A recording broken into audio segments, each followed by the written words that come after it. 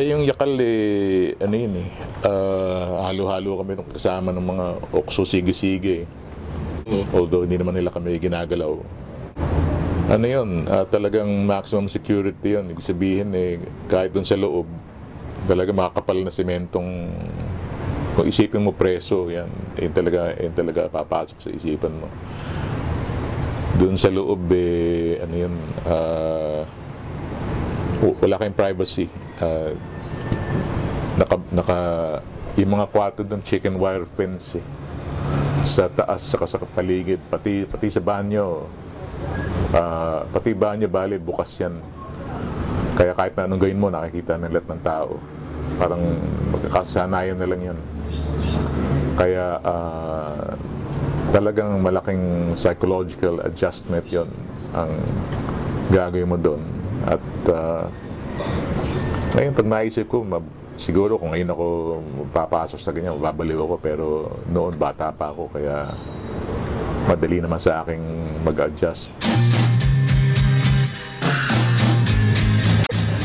Parang pare-pareho naman yung mga araw namin dun yan, nauubos sa paglalaro ng chess.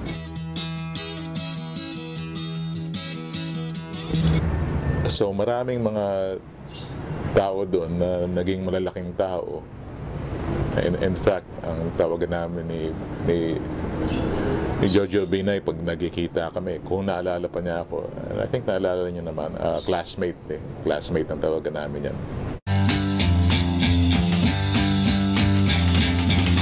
Yung crisis naman sa bigas hindi lang naman sa kampo yan, kundi sa buong Pilipinas yan panahon naman ng martial law, kinakain talaga ng maraming tao noon kanin na may halong mais nakalimutan na ng marami yan, pero ilang taon yan na kanin at mais ang kinakain namin.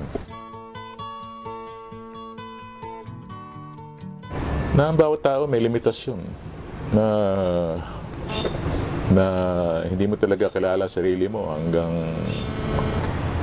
hanggang mapunta ka sa ganung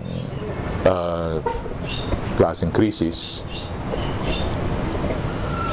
na madali magsalita at magsabi na nakahanda ka mamatay para sa bayan.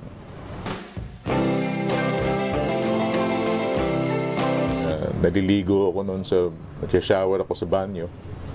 Tapos narating ko sa public address system, Dalisay, come to the guardhouse.